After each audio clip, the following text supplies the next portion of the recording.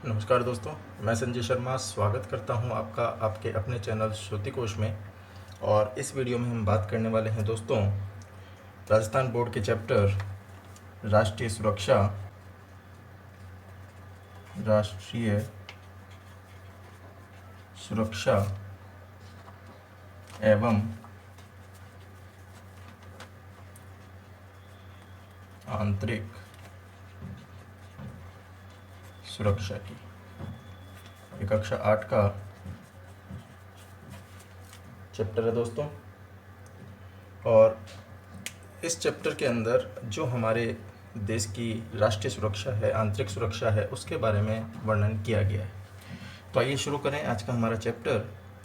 तो सबसे पहले अगर हम बात करें दोस्तों, तो हमारा जो राष्ट्रीय निर्माण है, देखिए उस राष्ट्र निर्माण के लिए, किसी भी राष्ट्र के निर्माण के लिए 4 तत्वों की आवश्यकता होती है, तब जाके किसी राष्ट्र का निर्माण होता है। अगर हम बात करें राष्ट्र के निर्माण की, तो राष्ट्र के निर्माण के जो तत्व हैं, ये तत्व कौन से हैं? ये 4 तत्व हैं। इसमें आपकी भूमि होनी चाहिए किसी भी राष्ट्र के लिए, किसी भी राष्ट्र के लिए जनसंख्या का होना आवश्यक है, किसी भी राष्ट्र के लिए आवश्यक है कि उसकी कोई सरकार हो, और किसी भी राष्ट्र को होने के लिए आवश्यक है कि उसमें सबसे महत्वपूर्ण तत्व संप्रभुता हो। तो ये 4 तत्व जिसमें भी होंगे वह राष्ट्र कहलाता है। तो दोस्तों अगर हम भारत की बात करें तो भारत भी एक राष्ट्र है, क्योंकि भारत की स्वयं की भूमि है, जनसंख्या है, सरकार है और संप्रभुता है, यानी स्वतंत्रता है। जब अंग्रेज़ों का काल था, हम औपनिवेशिक भारत के रूप में थे, तब ज़रूर हम ये कहेंगे कि हमारे पास संप्रभुता नहीं थी।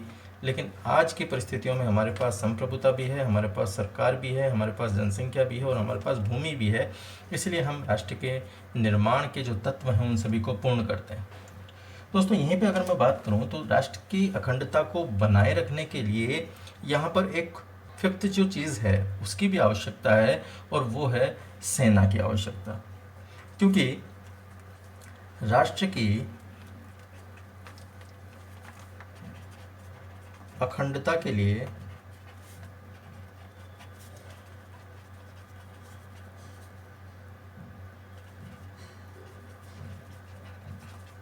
किसकी आवश्यकता है?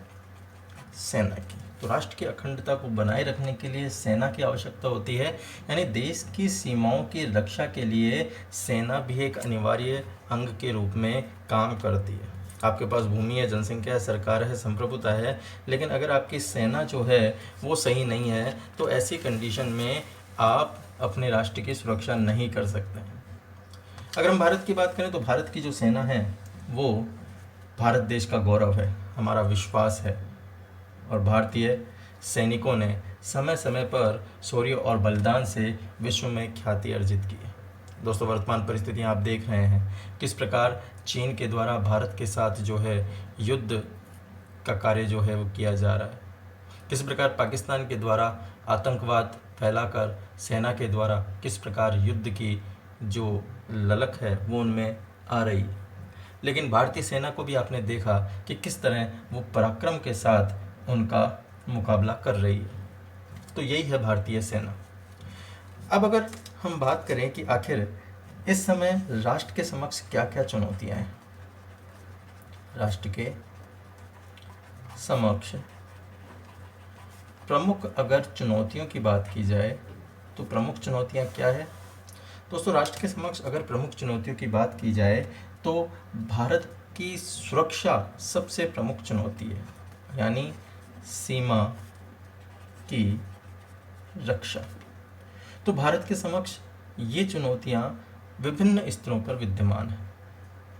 शत्रु का खतरा केवल देश की सीमाओं पर विद्यमान रहे ऐसा नहीं है, कई बार ये जो है वो सुरक्षा चक्र को भेद कर अंदर भी प्रवेश कर जाते हैं। इसीलिए आतंकवाद से सुरक्षा ये भी एक प्रमुख तत्व है।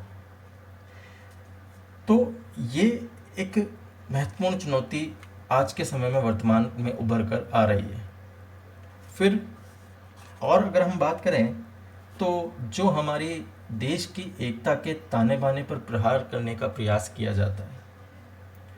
जो आतंकवादी गतिविधियां हैं, जो देश के अंदर ऐसे लोग विद्यमान हैं, वो हमारे देश की अखंडता को खत्म करने का प्रयास करते हैं।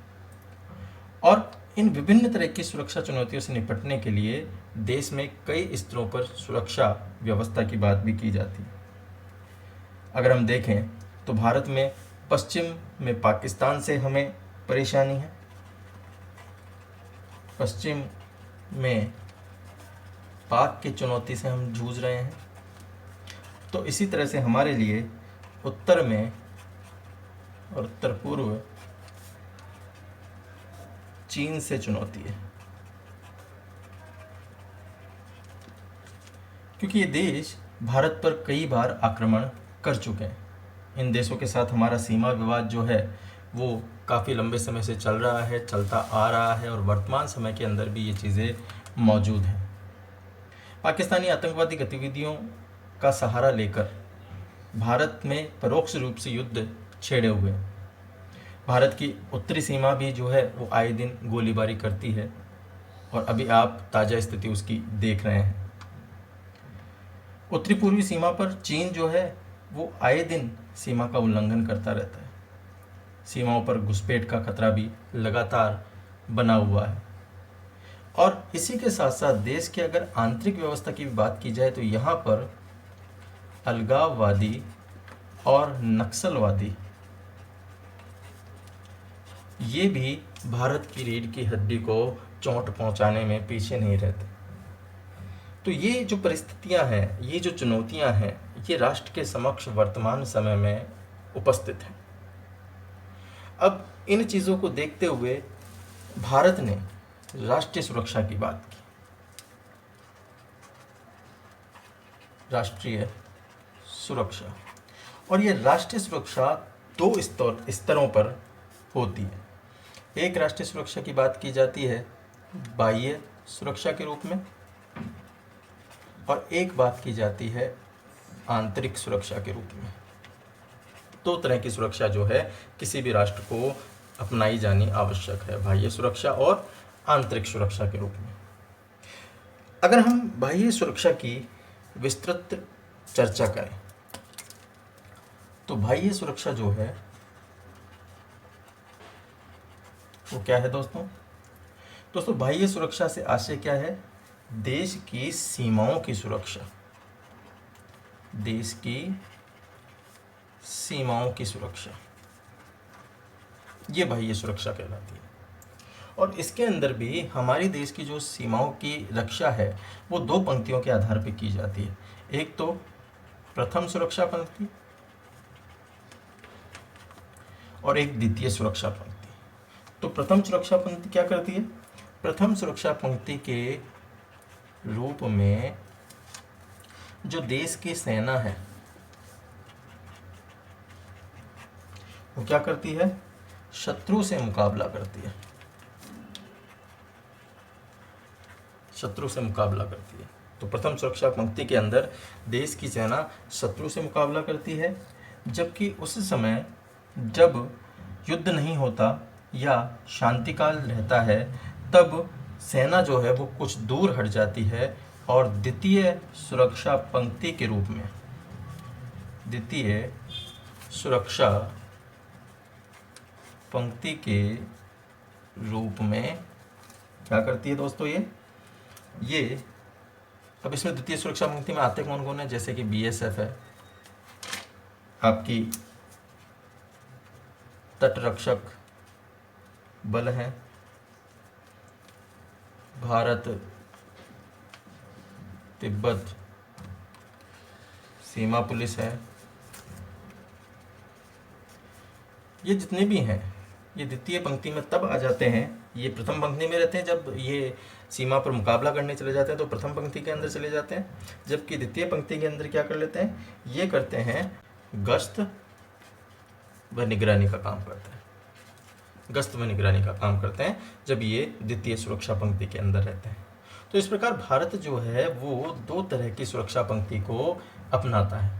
तो एक समय जब आतंकवादी घुसपैठ होती है या तस्करों को सीमा पार जब ये करते हैं तो उनको रोकने के लिए जो हमारी सुरक्षा पंक्ति है वो प्रथम सुरक्षा के रूप में कार्य करती है, और युद्ध की आशंका होने पर सेनाएं जो हैं वो सीमा पर आ डटती है और शत्रु का मुकाबला करने के लिए मोर्चा संभाल लेती है।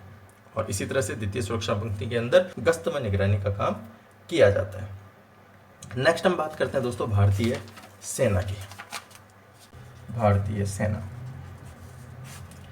दोस्तों, भारतीय सेना को 3 भागों में बांटा जा सकता है। भारतीय सेना को 3 भागों में बांटा जा सकता है। पहला है थल सेना, दूसरा है जल सेना,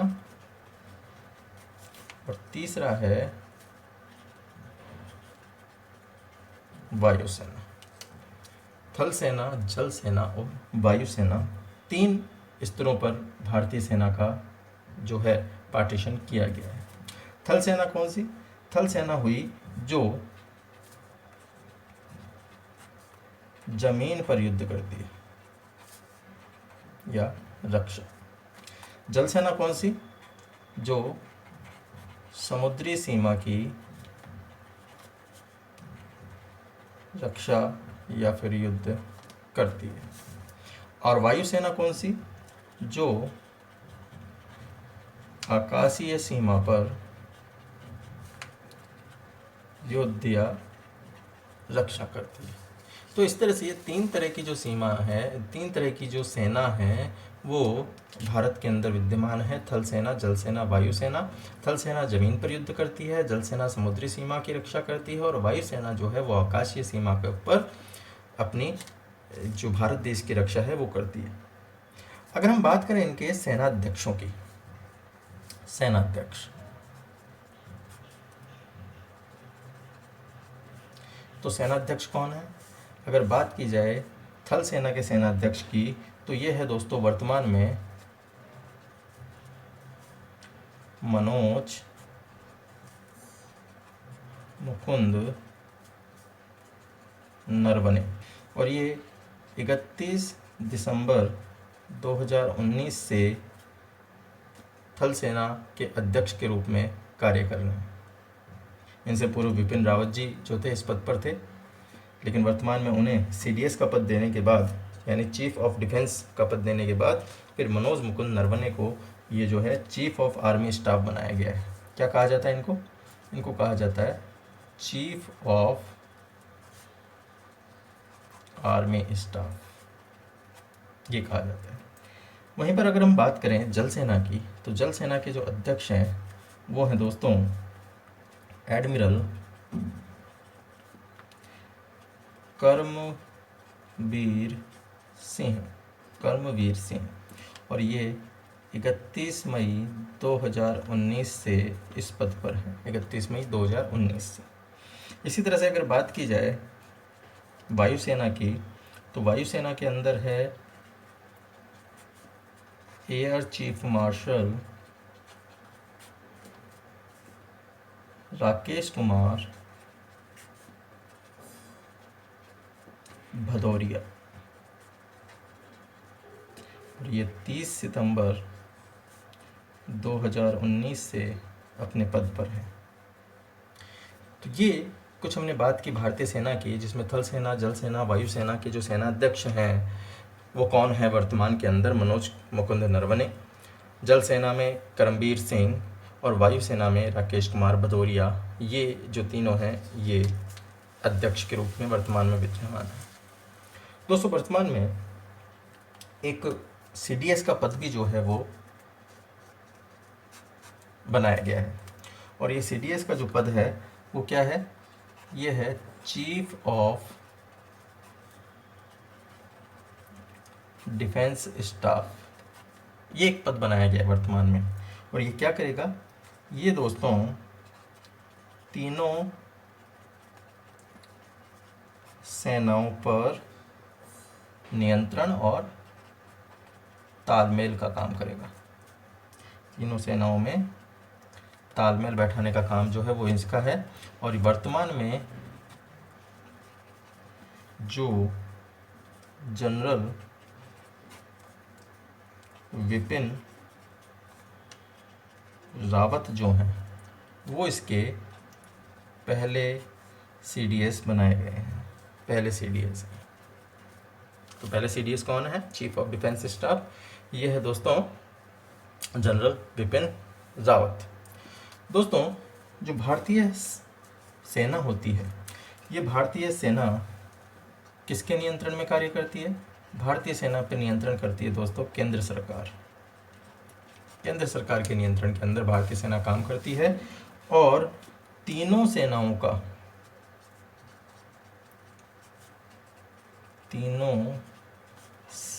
का जो सर्वोच्च सेनापति होता है,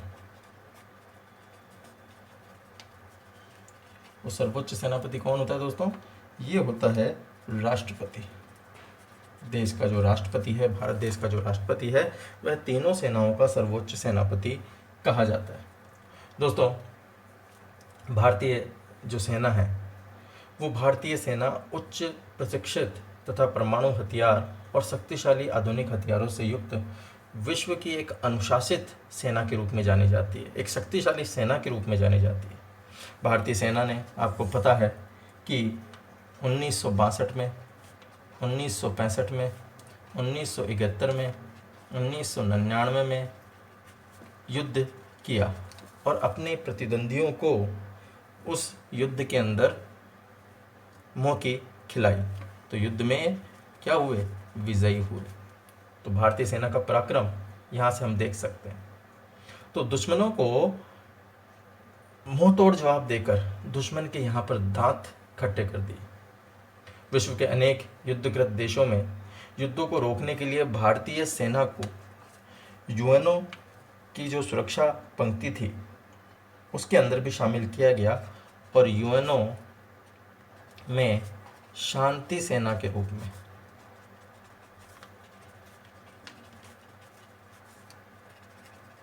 कार्य किया। यूएनओ में शांति सेना के रूप में भी जो भारत की सेना है उसके द्वारा कार्य किया गया और विश्व में शांति की स्थापना में भारत ने महत्वपूर्ण योगदान दिया। दोस्तों इसके साथ साथ भारतीय सेना तूफान, बाढ़, भूकंप, दंगे आदि कई विपत्तियों के समय भी नागरिक प्रशासन की मदद करती है। आप देखते हैं कई बार जब ऐसी स्थितियां आ जाती है भारत देश के अंदर तो भारत के द्वारा यह कार्य किया जाता है। भारत की NDRF की टीम, भारतीय सेना के द्वारा इन सब कार्यों के अंदर जो है पूर्णतया भागीदारी निभाई जाती है और देश की जो नागरिक प्रशासन है उस नागरिक प्रशासन का यहाँ पर पूर्णतया ये सहयोग करती है। दोस्तों अगर विश्व की दूसरी शक्तिशाली सेनाओं की हम बात करें तो उनकी बराबरी रखने के लिए भारतीय सेना को भी ये चाहिए कि समय समय पर उसके लिए जो आवश्यक आधुनिकतम हथियार हैं, सैन्य तकनीकें हैं, प्रशिक्षण हैं, उन सब की व्यवस्था जो है वो की जानी चाहिए। और इसलिए नए नए जो युद्धपोत हैं वो भारतीय सेना में जो है शामिल किए जाते रहे हैं, किए जा रहे हैं। जैसे भी वर्तमान में आप बात करें राफेल की, तो जो काफ़ी एक सुसज्जित विमान है युद्ध के लिए, उसको हमने हमारे बेड़े में शामिल करने की बात की। तो भारत काफ़ी सैन्य सामग्री और तकनीक जो है विदेशों से खरीदता रहा है, लेकिन भारत के जो रक्षा वैज्ञानिक हैं वो भी जो है इस कार्य के अंदर लगातार जो है कार्य कर रहे हैं। भारत की जो रक्षा व अनुसंधान संगठन है, ऐसे कई अनुसंधान संगठन जो है वो भारतीय रक्षा के लिए, भारत की सेना के लिए इस प्रकार की सैन्य सामग्री के निर्माण के लिए कार्य कर रहे हैं और भारत जल्दी ही सैन्य सामग्री के उत्पादन में आत्मनिर्भर बन जाएगा, ऐसे भी कयास लगाए जा रहे हैं। तो अब हम ये बात करें कि आखिर भारत के पास ऐसे सुरक्षात्मक कवच कौन कौन से हैं। तो आइए भारत के सुरक्षात्मक कवचों की अब बात कर लेते हैं। जो भारत के पास आधुनिकतम हथियार हैं, भारत के सुरक्षा कवच यानी हथियार, तो कौन से ऐसे हथियार हैं? सबसे पहले हम बात करते हैं दोस्तों भारत के हथियार सुखोई 30 का। सुखोई 30 MKI ये भारतीय एक हथियार है। अब क्या हथियार है दोस्तों? ये जो है ये भारतीय वायुसेना का अग्रिम पंक्ति का लड़ाकू विमान है। जी हाँ, भारतीय सेना का अग्रिम पंक्ति का लड़ाकू विमान, भारतीय सेना की अग्रिम पंक्ति का यह लड़ाकू विमान है, सुखोई 30 MKI। अगर बात की जाए इसके निर्माण की, तो दोस्तों इसका निर्माण जो है वो रूस प्लस भारत, रूस और भारत दोनों के द्वारा, भारत की तरफ से कौन, भारत की तरफ से दोस्तों हिंदुस्तान एरोनॉटिक लिमिटेड, ये भारत की तरफ से। और अगर रूस की तरफ से बात की जाए तो रूस की तरफ से सुखोई, जिसके नाम से ये विमान है सुखोई, इन दोनों के संयुक्त प्रयास से ये जो विमान है वो कार्य कर रहा है। अगर यहाँ पे बात की जाए इस MKI की, ये MKI क्या है, तो दोस्तों MKI का पूरा जो फुल फॉर्म है वो है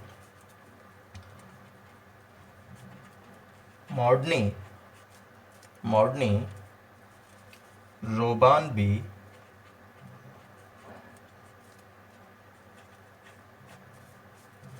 क्रॉसरकिक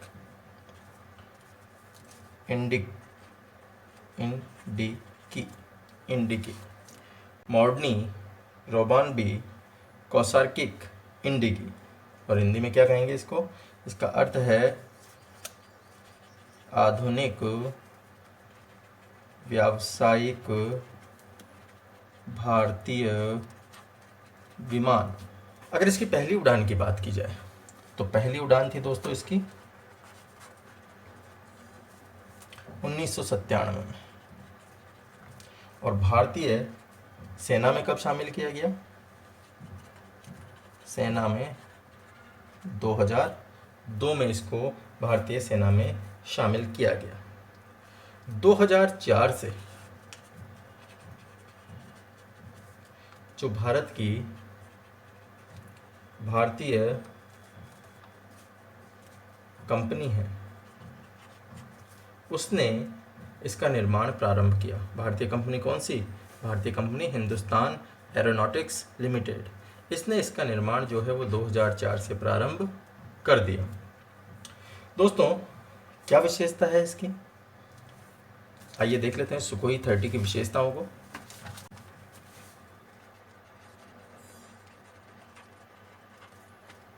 सुखोई 30 MKI की विशेषताएं क्या है, इसकी विशेषता है दोस्तों कि इसमें एक तो 2 इंजन है, 2 इंजन। तो पहली विशेषता क्या है इसमें कि इसके 2 इंजन हैं और ये 3000 किलोमीटर तक इसकी मारक क्षमता है। 3000 किलोमीटर तक ये क्या है, अपना निशाना जो है वो भेज सकती है। इसके अलावा इसमें 12 स्थान हैं जिसमें ब्रह्मोस एवं निर्भय जैसी क्रूज मिसाइलें तक आ सकती है। क्रूज मिसाइलें लगाई जा सकती है। तो 12 स्थान जिसमें ब्रह्मोस व निर्भय जैसी क्रूज मिसाइलें लगा सकती है, इतना सुखोई 30 बड़ा है दोस्तों। इसमें एक 30 mm की तोप लगी हुई है। उसके साथ साथ ये क्या करता है, ये प्रतिकूल मौसम में भी उड़ान भर सकता है। देखिए कितनी विशेषताएं हैं सुखोई 30 MKI में। ये 2 इंजन इसमें है, 3000 किलोमीटर तक मारक क्षमता है इसकी, 12 स्थान है जिसमें ब्रह्मोस और निर्भय जैसी क्रूज मिसाइलें लगाई जा सकती है, 30 mm की तोप इसमें लगी हुई है। इसके अलावा प्रतिकूल मौसम में भी ये उड़ान भर सकता है। ये सुकोई 30 MKI भारत के पास उपलब्ध है। तो भारतीय सेना कितनी मजबूत है ये आप देख सकते हैं। नेक्स्ट हम बात करते हैं ब्रह्मोस मिसाइल की।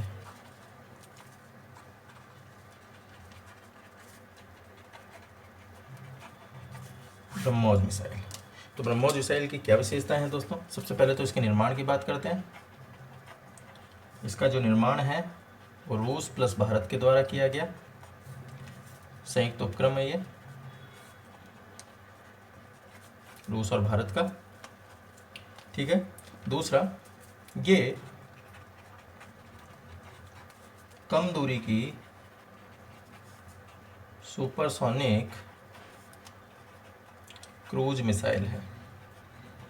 कम दूरी की सुपरसोनिक क्रूज मिसाइल है। इसकी जो मारक क्षमता है वो मारक क्षमता है दोस्तों 290 किलोमीटर, और ये 300 किलोग्राम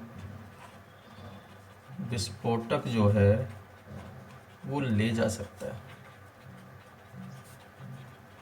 इसके अलावा हवा में मार्ग बदल सकती है, हवा में अपना मार्ग बदल सकती है, और साथ में ये इसके साथ साथ चलते फिरते लक्ष्य को भी भेज सकती है, चलते फिरते लक्ष्य को भेज सकती है। इसकी एक विशेषता और है कि ये रडार की पकड़ में नहीं आती, रडार की पकड़ में नहीं आती है। और इसके साथ साथ दोस्तों पहाड़ी क्षेत्रों के अंदर भी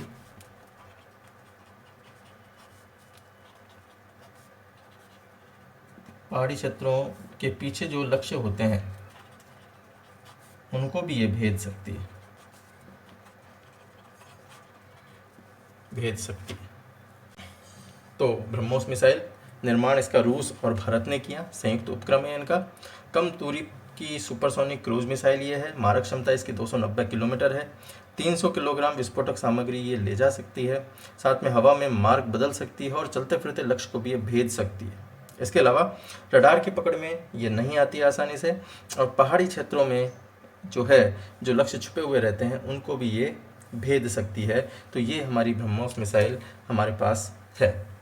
नेक्स्ट हम बात कर रहे हैं INS विक्रमादित्य। INS विक्रमादित्य, तो INS विक्रमादित्य की क्या खास बात है दोस्तों, आइए देख लेते हैं। INS विक्रमादित्य की अगर खास बात देखी जाए तो सबसे पहले तो विक्रमादित्य का ही हम अर्थ प्रकाश कर लें कि क्या है। तो विक्रमादित्य का मतलब होता है दोस्तों सूर्य की तरह प्रतापी। तो INS क्या है? INS विक्रमादित्य सूर्य की तरह ही प्रतापी है, और 16 नवंबर 2013 को भारतीय सेना में इसमें शामिल किया गया। इसका जो क्षेत्रफल है वो 3 फुटबॉल के मैदान के बराबर है, 3 फुटबॉल के मैदान के बराबर। और ये कितना है? ये है दोस्तों 284 मीटर लंबा और 60 मीटर ऊंचा। तो 3 फुटबॉल के मैदान के ये बराबर है इसका क्षेत्रफल। इसका अगर बात की जाए INS विक्रमादित्य की, तो भारत का विशाल क्षेत्रफल वाला ये विमान है, वो हम देख ही रहे हैं यहाँ पे। 3 फुटबॉल के मैदान के बराबर अगर इसका क्षेत्रफल है तो फिर ये विशाल क्षेत्रफल वाला विमान तो होना ही है। इसके साथ साथ MiG-29 जैसे 24 विमान जो है ये ले जाने में समर्थ है। 24 विमान ले जा सकता है ये MiG-29 जैसे 24 विमान, और इसके अंदर विमान पट्टी भी मौजूद है। विमान पट्टी भी इसके अंदर मौजूद है। तो ये आईएनएस विक्रमादित्य है, और विक्रमादित्य का मतलब क्या होता है? सूर्य की तरह प्रतापी। 16 नवंबर 2013 को भारतीय सेना में इसको शामिल कर लिया गया था। क्षेत्रफल जो है इसका 3 फुटबॉल के मैदान के बराबर है, और भारत का विशाल क्षेत्रफल वाला ये विमान है। मिग 29 जैसे 24 विमान ले जाने की जो क्षमता है वो इसके अंतर्गत है, और साथ में विमान पट्टी भी इसके अंदर मौजूद है, जहाँ से विमान जो है वो टेक ऑफ कर सकता है, उतर सकता है। एक और अगर हम बात करें तो वो है T-90S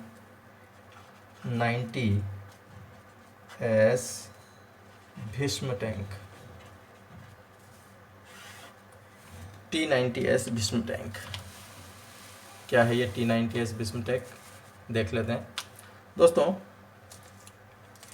T-90 भीष्म टैंक जो है वो 5 किलोमीटर के दायरे में प्रहार कर सकता है।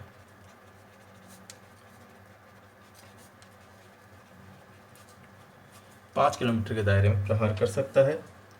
ये रासायनिक, जैविक, रेडियो एक्टिव का इस पर असर नहीं होता, इस पर असर नहीं होता इसका। और ये जो है अंदर जो व्यक्ति बैठा रहता है, रिमोट से इसका नियंत्रण किया जा सकता है, जो भी व्यक्ति अंदर बैठा हुआ रहता है उसका। और जब इसमें रासायनिक, जैविक और रेडियो एक्टिव का असर नहीं होता तो हमला होने पर जो बम है, बम का असर भी नहीं होता। तो देखिए कितना प्रभावशाली ये T-90S भीष्म टैंक है कि इसमें 5 किलोमीटर के दायरे पर यह प्रहार कर सकता है। रासायनिक, जैविक, रेडियो एक्टिव का इस पर असर नहीं होता, रिमोट से ही नियंत्रित किया जा सकता है, और हमला होने पर बम का असर इसमें नहीं होता है, जिससे कि जो जवान अंदर रहते हैं वो सुरक्षित रह सकते हैं। तो ये है कौन? T-90S Bhishma tank. नेक्स्ट हम बात करते हैं एक और विमान की। यह है दोस्तों INS चक्र 2। INS चक्र 2। INS चक्र 2 क्या है दोस्तों? ये परमाणु संयंत्र युक्त पनडुब्बी है, एक पनडुब्बी। ये 600 मीटर गहराई में रह सकती है पानी में। 3 माह तक ये समुद्र में रह सकती है। इसके अलावा अगर बात करें तो 4 अप्रैल 2012 को इसे भारतीय सेना में शामिल किया गया। ये 43 किलोमीटर प्रति घंटे की रफ्तार से चलती है, और इसका निर्माण जो है वो रूस के द्वारा। दोस्तों रूस जो है इस क्षेत्र में काफ़ी आगे है, जो सैन्य उपकरण उपलब्ध कराने में जो है अपना प्रथम स्थान रखता है। तो भारत के साथ जो रूस के संबंध है वो काफ़ी म्यूचुअल है, अंडरस्टैंडिंग अच्छी है। इस तरह से भारत जो है ज़्यादातर जो सैन्य उपकरण है वो रूस के साथ ही साझा करता है। तो ये हमने बात की कुछ बाह्य जो हमारी सेना की गतिविधियां हैं वो किस प्रकार बाह्य सुरक्षा के उपकरण जो है भारत की सेना को प्राप्त हैं, वो हमने बात की। तो इस वीडियो में इतना ही दोस्तों। नेक्स्ट वीडियो में हम आंतरिक सुरक्षा की बात करेंगे। तब तक के लिए धन्यवाद। आपका दिन शुभ हो।